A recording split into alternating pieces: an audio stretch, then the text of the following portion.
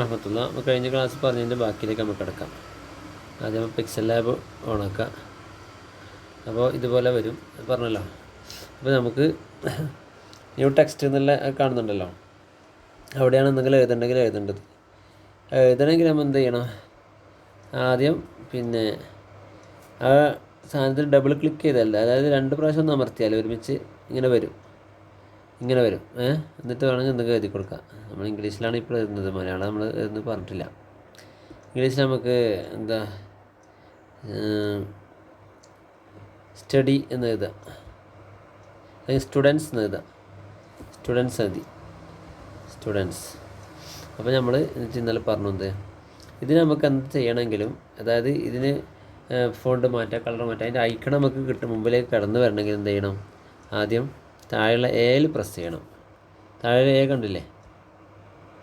ഈ എയിൽ പ്രസ് ചെയ്യണം. അവിടെ പ്രസ് ചെയ്താൽ നമുക്കൊരു ഐക്കൺ കിട്ടി. Edit, delete, copy, to front, to back, position, ഇതൊക്കെ കണ്ടില്ലേ? നമ്മൾ കളർ മാറ്റുന്നതും അതുപോലെ ഫോണ്ട് മാറ്റുന്നതൊക്കെ പറഞ്ഞു അല്ലേ? ഇനി നമുക്ക് ഇതിനെ എഡിറ്റ് ചെയ്യണമെങ്കിലുള്ളതാണ് ഈ എഡിറ്റ് എന്നുള്ള ഓപ്ഷൻ. ഇതൊന്ന് എഡിറ്റ് അവിടത്തേക്ക് എത്തി. നമുക്ക് വേണമെങ്കിൽ എഡിറ്റ് ചെയ്ത് കൊടുക്കാം. എന്തൊക്കെ മാറ്റിയപ്പോൾ സ്റ്റുഡൻസ് എന്നുള്ളതിൻ്റെ കൂടെ വേറെ എന്തെങ്കിലും ചേർക്കാനോ, അല്ലെങ്കിൽ നമുക്ക് സ്റ്റുഡൻസിൻ്റെ ആദ്യത്തെ അക്ഷരം ക്യാപിറ്റലാക്കണം, സ്റ്റുഡൻസ്. അല്ലെങ്കിൽ അതിൻ്റെ കൂടെ നമുക്ക് മദ്രസ സ്റ്റുഡൻസ് എന്നാക്കണം. മദ്രസ സ്റ്റുഡൻസ്. ഓക്കെ, എഡിറ്റ് ചെയ്തു. എന്നിട്ടിങ്ങനെ നമ്മളെന്താക്കി, ഇങ്ങനെ വെച്ചു, മദ്രസ സ്റ്റുഡൻസ് എന്നാക്കി. അപ്പോൾ അതിനുള്ളതാണ്. ഇനി നമുക്കിത് അടുത്ത ഇതെന്ന് വെച്ചാൽ താഴെ കാണുന്നുണ്ടോ? അതിൻ്റെ തൊട്ടിപ്പുറമായിട്ട് ഡിലീറ്റ്. ഈ സാധനം വേണ്ട, നമുക്ക് ഡിലീറ്റ് ആക്കണം നോട്ട്. എന്നാൽ പിന്നെ അവിടെ ഒന്നാമത്തെ പോയി.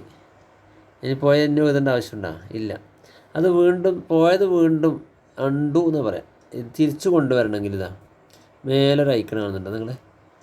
ഒരിങ്ങനെ ഏരോ മാർക്ക് വളഞ്ഞിട്ട് അത് തൊട്ട് കഴിഞ്ഞാൽ പോയത് വീണ്ടും തിരിച്ചു വരും. ഉണ്ടോ? ഒന്നില്ലേ? ഇനി നമുക്കിത് കോപ്പി എടുക്കണം. അതായത് ഇതേ സാധനം ഒന്നും കൂടെ വേണം. അങ്ങനെയാണെങ്കിൽ തൊട്ടടുത്തുള്ള കോപ്പി എന്നുള്ളത് തൊട്ടാൽ മതി. ഒന്ന് വന്ന് വീണ്ടും തൊട്ടാൽ ഇനിയും വന്ന് അങ്ങനെ കുറേ ആക്കി വെക്കാം. എത്ര വേണമെങ്കിലും കോപ്പി എടുക്കാം, എത്ര എടുക്കാം. കണ്ടില്ലേ? എത്ര എടുക്കാം. എടുത്തല്ലോ. ഇനി എത്ര വേണമെങ്കിലും കോപ്പി എടുക്കാം. അതിന് ശേഷം to front, to back.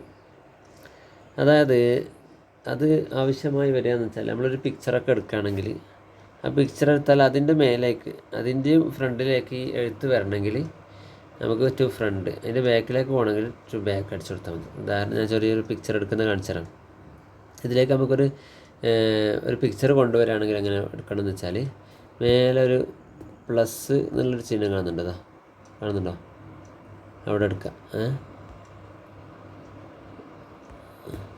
Plus കണ്ടില്ലേ? അത് എടുത്തതിന് ശേഷം അത് തൊട്ട് നമ്മൾ അടുത്ത് കാണുന്നത് ഫ്രം ഗാലറി കാണുന്നുണ്ടോ? ഫ്രം ഗാലറി അത് തൊടുക. അപ്പോൾ നമ്മൾ ഗാലറിയിലെത്തും. ഗാലറിയിലെത്തി നമ്മൾ ഏതെങ്കിലും ഒരു പിക്ചർ എടുക്കുക. തൽക്കാലം ഏത് പിക്ചറാണ് വേണ്ടത്?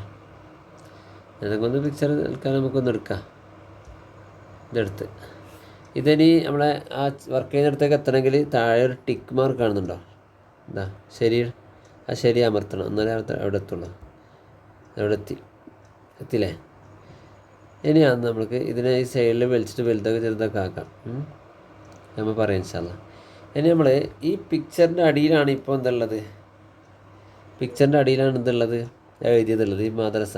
ആ മദ്രസ സ്റ്റുഡൻസ് എന്നുള്ളത് ഈ പിക്ചറിൻ്റെ മേലേക്ക് കൊണ്ടുവരണം. എങ്ങനെ കൊണ്ടുവരാം? മദ്രസ സ്റ്റുഡൻസ് ആ സെലക്ട് ചെയ്യുക. എന്നിട്ട് ഫ്രണ്ട് എന്ന് പറഞ്ഞാൽ ടു ഫ്രണ്ട് കാണുന്നുണ്ടോ നിങ്ങൾ? ടു ഫ്രണ്ട് എന്നുള്ളത് തൊട്ട് ഞാൻ മേലെ എത്തി. ഇനി ആ പിക്ചർ നീക്കിക്കട്ടെ. പിക്ചറിൻ്റെ മേലെ കൂടെ വരാം. കണ്ട മേലെ കൂടെ വരുന്നുണ്ടോ? ഇനി അതേ സാധനം നമ്മളൊന്ന് ബാക്ക് അടിച്ച് നോക്കാം. ഇതിനടുത്ത ഓപ്ഷൻ ഉപയോഗിച്ചിട്ട് ടു ബാക്ക് അടിച്ച് നോക്കി എന്താവും നോക്കണേ. പിക്ചർ പോകുമ്പോൾ പിക്ചറിൻ്റെ അടിയിൽ അത് കാണില്ല. കണ്ടാ? രണ്ട് വ്യത്യാസം മനസ്സിലല്ലേ? അതാണ് ആ ഓപ്ഷൻ്റെ പ്രത്യേകത, ടു ഫ്രണ്ട് ടു ബാക്ക് എന്നുള്ളത്. മനസ്സിലായോ? ആ ഒരു പിക്ചറൊക്കെ എടുക്കുകയാണെങ്കിൽ നമ്മളൊരു പിക്ചർ എടുത്ത് വെച്ച് അതിൻ്റെ മേലെ എന്തെങ്കിലും വർക്ക് ചെയ്യുമ്പോൾ ചിലത് മേലെ വെക്കേണ്ടി വരും, ചിലത് അത് അവിടെ വേണ്ടി വരില്ല, അങ്ങനെയൊക്കെ ഉണ്ടാവില്ല. ചിലത് നമുക്ക് ഈ പിക്ചറിൻ്റെ അടിയിലായിരിക്കും വേണ്ടി വരിക, അങ്ങനെയൊക്കെ വരേണ്ട ആവശ്യം ഉണ്ടാവില്ലേ. അതിന് വേണ്ടിയിട്ടാണ് അത് ഉപയോഗിക്കുന്നത്, ഈ ഫ്രണ്ടും ബാക്കും. മനസ്സിലായല്ലോ? ഇൻഷാ അല്ലാ നമുക്ക് ബാക്കി ഓരോന്ന് കാര്യങ്ങൾ മെല്ലെ മെല്ലെ ഓരോ ക്ലാസ്സിലായിട്ട് ഇൻഷാ അല്ലാ സംസാരിക്കാം. അപ്പോൾ ഈ ചെയ്യുന്ന വർക്കുകളൊക്കെ എന്താക്കുക, ഈ പറഞ്ഞിരുന്ന കാര്യങ്ങൾ നിങ്ങൾ ചെയ്ത് തന്നെ നോക്കുക. ചെയ്ത് പഠിച്ചാൽ മാത്രമേ നമ്മൾ നല്ലൊരു ഡിസൈനർ ആവാൻ നമുക്ക് കഴിയും. ഇൻഷാ അല്ലാ. ഓക്കെ, അസ്സലാമു അലൈക്കും.